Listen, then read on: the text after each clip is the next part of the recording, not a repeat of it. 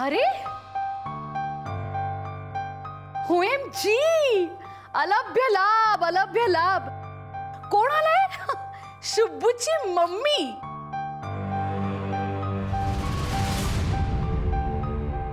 ये आता आलीच आहेस तर जरा जेवूनच जा. काय ना, आम्ही छान चमचमीत जेवायला ऑर्डर केलंय. खूप जास्त मागवलंय. थोडं वेस्ट होणारच आहे. त्यापेक्षा तू थोडं खाऊनच जा. मी इथे जेवायला नाही आलीये. ओह, मग निदान 2 घोट पाणी पिऊन जा. मी तुम्हाला सांगायला आलीये की माझ्या मुलाच्या मनात माझ्याबद्दल विष कालवणं बंद करा. मी काही विष वगैरे कालवत नाही. जे सत्य आहे, जे खरं आहे तेच सांगते. हो, खरं सांगताय? सांगताय तर पूर्णपणे सांगा ना. जसं शिक्षण अर्धवट झालंय तशी गोष्ट अर्धवट सांगू नका. 1 मिनिट. माझ्या शिक्षणावर ना बोलायचं नाही हं? तुमचं शिक्षण आहे तरी का? काय झेंडू, तुमच्या दीदीचं शिक्षण आहे का?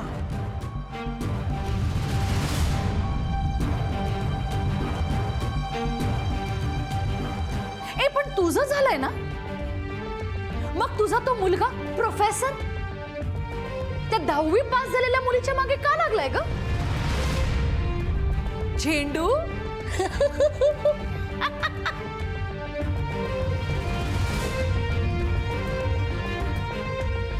ते तुमच्यामुळे. पण मैत्री तर झालीच ना. आणि हीच मैत्री तोडण्यासाठी तू प्रयत्न करतीस. आणि हेच जर मी सांगितलं तर माझं काय चुकलंय? आता शुभूला कळेल त्याच्या आईचं खरं रूप. जी शाळेतल्या मुलांना खोटं बोलल्यावरती शिक्षा करते तीच त्याची शिक्षिका आई त्याच्याशीच खोटं बोलतीये. त्याला काही खरं सांगत नाहीये. माझ्या बाळाला काय सांगायचंय ना, ते वेळ आली की मी त्याला नीट सांगेन. काय सांगणार?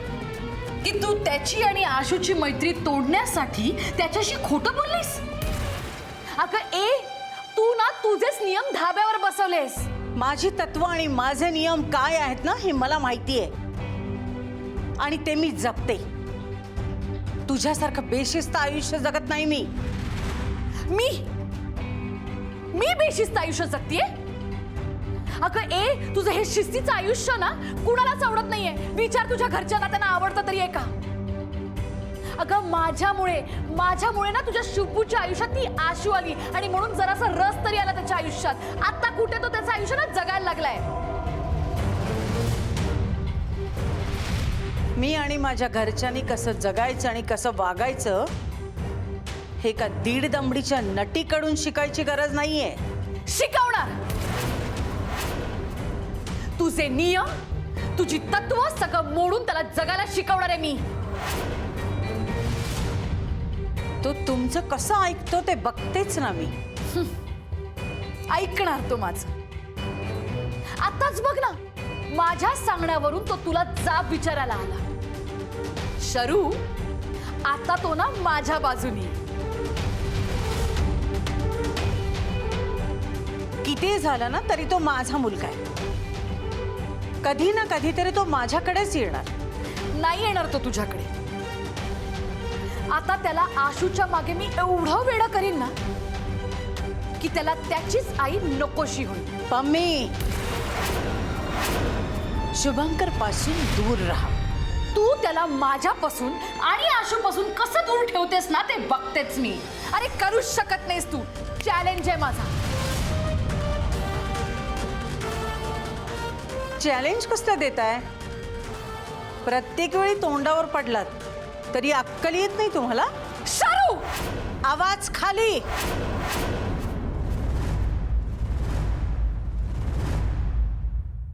आवाज खाली.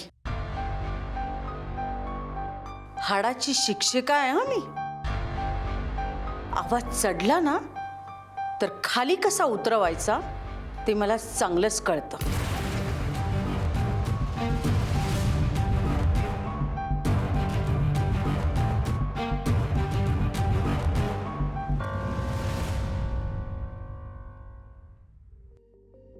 काय म्हणाली ही? मी बेशिस्तच आयुष्य जगते? हा मला म्हणाली ही हा दीड दमडीची नटी मला म्हणाली दीड दमडीची नटी माय फट मला म्हणाली तू काय म्हणाली ही हा झेंडू मी बेशिस्तीचं आयुष्य जगते हा दीड दमडीची नटी आहे मी काय म्हणाली ही मला मी आहे का हा हा जगते मी हा मी मी मी नटी आहे दीड दमडीची हो की नाही हा नाही मग बोलला नाही कसं काय बोलली ही मला हा मला म्हणाली दीड दमडीची नटी हा कसं बोलली ही मला दीड दमडीची नटी म्हणे मी बेशिस्त आयुष्य जगते आता दाखवते बेशिस्त आयुष्य काय असतं थांब आयुष्य बघायचं हिला बेशिस्त आयुष्य बघायचं बेशिस्त आयुष्य दाखवते मी दीड दमडीची नटी मी दीड दमडीची नटी बेशिस्त आयुष्य जगते मी बेशिस्त आयुष्य जगते दीड दमडीची नटी मला म्हणाले मी दीड दमडीची नटी इकडे तुम्ही कसं बोलली ती मला दीड दमडीची नटी दीड दमडीची नटी म्हणे पम्मीदी शांत व्हा पम्मीदी 2 मिनिट शांत व्हा पम्मीदी दमडीची नटी पम्मीदी मी पाणी आणते दीड दमडीची बोलली मला ती दीड दमडीची नटी काय मी दीड दमडीची नटी हिंमत कशी झाली तिची सोडणार नाही मी तिला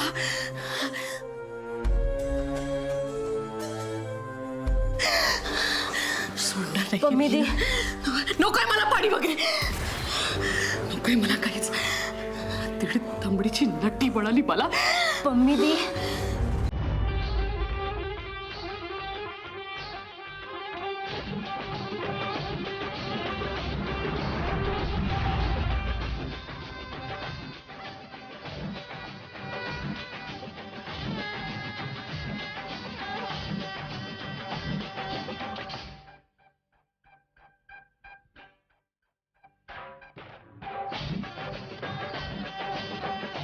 पम्मीदी काय झालंय काय मी पहिल्यांदा तुम्हाला एवढ्या रागात बघतीये त्या बाईंविषयी असा कोणता राग तुमच्या मनात आहे काय झालंय काय हा राग आजचा नाहीये मग हा फार पूर्वीचा राग आहे म्हणजे शारदा नगरकर हे नाव लहानपणापासूनच माझ्या कानावर आहे भूतकाळात जे काही घडलंय कदाचित ती विसरली असेल पण मी विसरली नाही आणि कधीही विसरणार पण नाही काय असं काय घडलं होतं भूतकाळात जाऊ दे ना नाही पम्मीदी तुम्हाला सांगावंच लागेल तुम्हाला खूप पटकन राग येतो आणि तेवढंच पटकन तुम्ही तो विसरता पण आज तुमचा चेहरा वेगळंच काहीतरी सांगतोय तुमच्या बाबतीत असं काय घडलं होतं की ज्यामुळे तुम्ही बाईंचा एवढा तिरस्कार करता कसला तिरस्कार काय घडलं होतं सगळं सांगणार सगळा हिशोब चुकता करणार शुभूची मम्मी पण करेक्ट वेळ आल्यावर आणि ती वेळ जेव्हा येईल तेव्हा तुझ्या नशिबाचे काटे उलटे फिरलेले असतील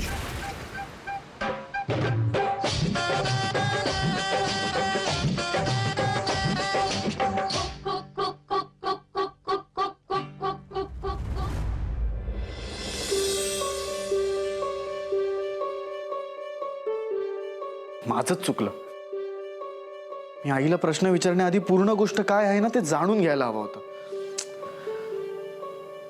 पण मम्मीजींनी पण अश्विनीला विचारलं होतं नाही मी स्वतः जाऊन अश्विनीला विचारायला हवं होतं पहिल्यांदा आईला प्रश्न विचारले प्रश्न काय मी तर जवळजवळ जाबच विचारला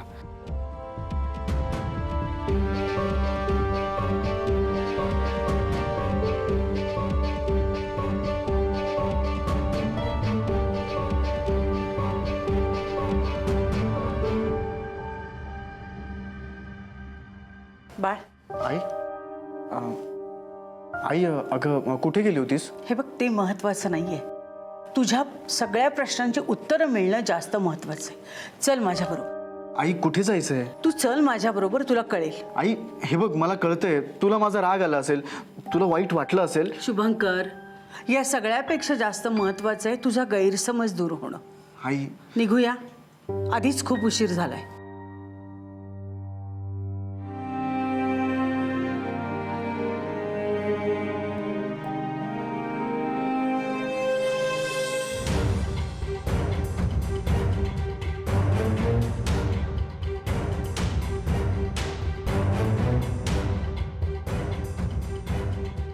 पम्मिदी, शुभंकर शेवटी बाईंचा मुलगा आहे.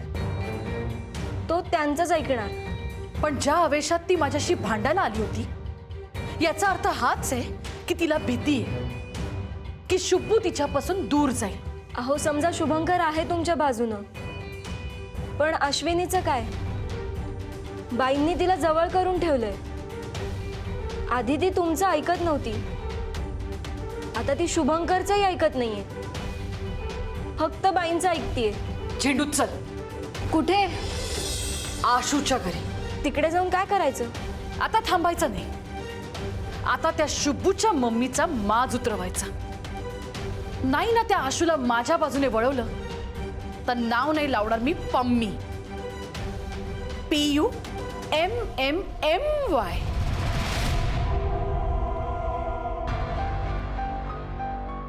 आई,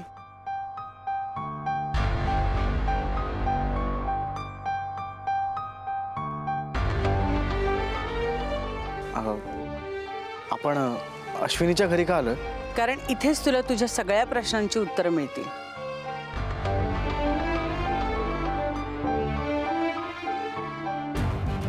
चल.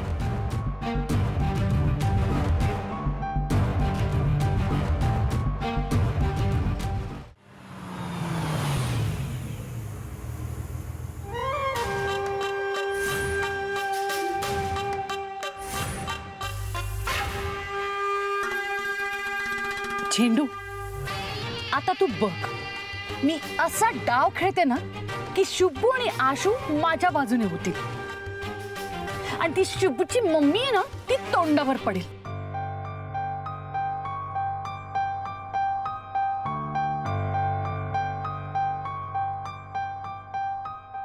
आता परत कधी याल आमच्याकडे? येईन ना, योग्य वेळी समज द्यायला.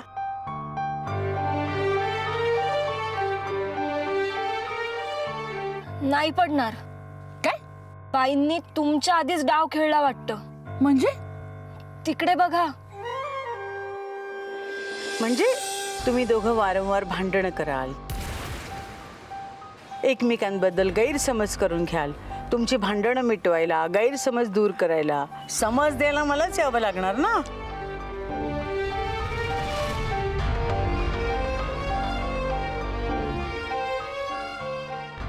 म्हणजे आमची भांडणं झाली तरच तुम्ही आमच्याकडे येणार? आई, म्हणजे त्यासाठी आता आम्हाला भांडावं लागणार आहे? अश्विनी, मी आता परत तुझ्या घरी बाळच्या लग्नाची पत्रिका घेऊन येईन.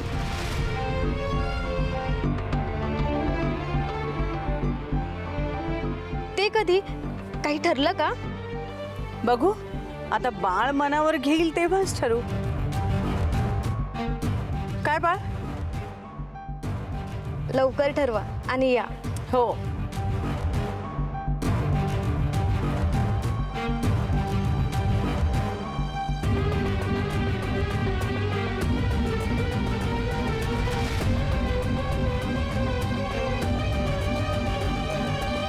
तिथेच थांब.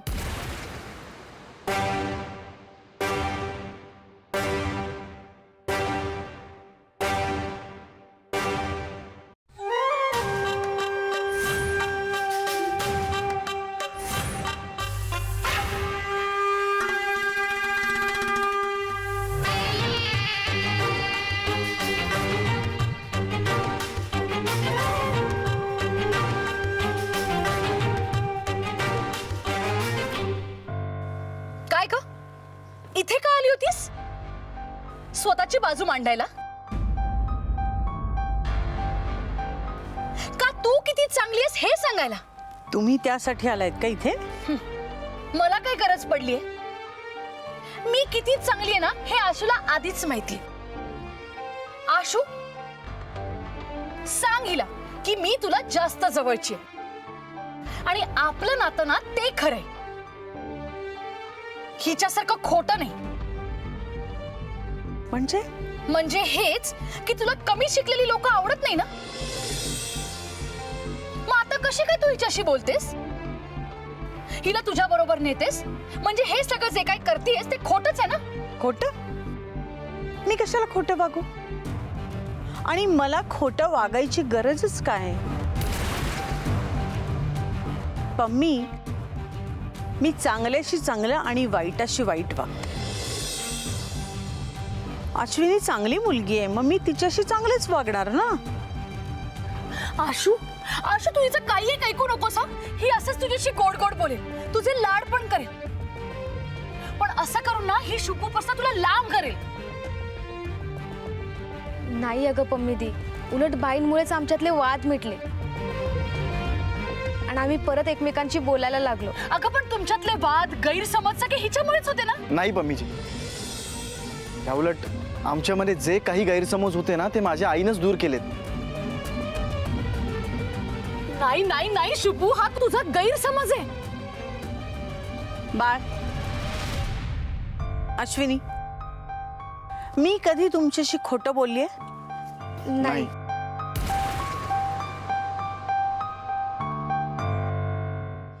बाळ, अश्विनी, मी कधी तुमच्याशी खोटं बोललीये? नाही. उलट तुम्हीच दोघं माझ्याशी खोटं बोललायत की नाही? आणि तेही कोणाच्या सांगण्यावरून?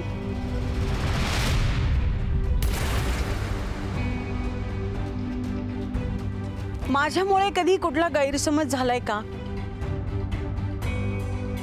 बाळ, काल अश्विनीच्या संदर्भात आपल्यामध्ये जो गैरसमज निर्माण झाला तो कुणामुळे?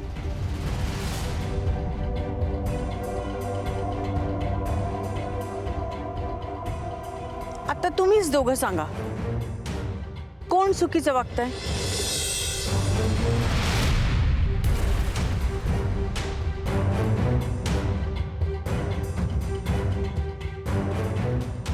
अरे, तुम्ही दोघं पम्मीकडे का बघताय? कोणीच चुकीचं वागत नाहीये. पम्मीजी सुद्धा चुकीचं वागत नाहीयेत. त्या वाईट पण नाहीयेत, पण त्यांची वेळ वाईट आहे. माणसाची वेळ आणि परिस्थिती वाईट असली ना की माणसं वाईट आणि चुकीची दिसतात. त्यांना आपण समजून घ्यायचं. काय पम्मीजी, मी कसं तुम्हाला आता समजून घेते, तसंच तुम्ही सुद्धा मला समजून घ्यायला हवं. मला काय हवं, तुला काय हवंय ना ते मी होऊ देणार नाही. आणि तसं पण मी इथे ना तुझं प्रवचन ऐकायला नाही आले.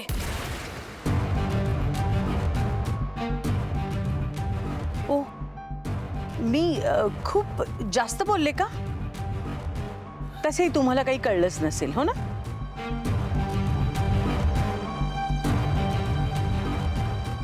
बरं, मी आता बोलत बसले ना तर अजून वेळ जाईल तुमचा. तेव्हा तुम्ही ज्या कामासाठी आलात ते काम करा. तसंही माझं काम झालंय. बाळ, गाडी काढ. होय.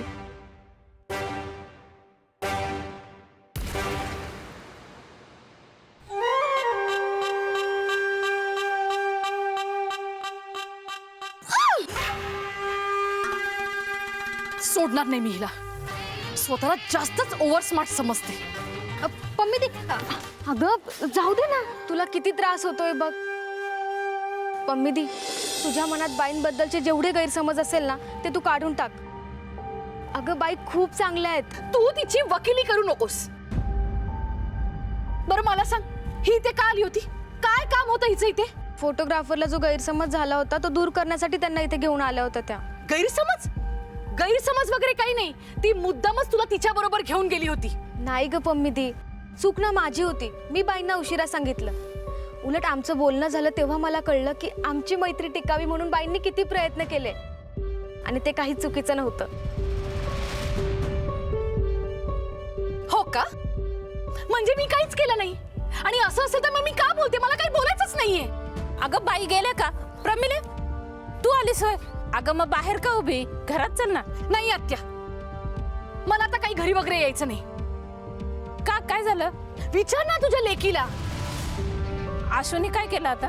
हे बघ आत्या, मी हिची मोठी बहीण असून हिच्यासाठी एवढं सगळं काही केलं तरी सुद्धा हिने त्या शुभूच्या आईची बाजू घेतली.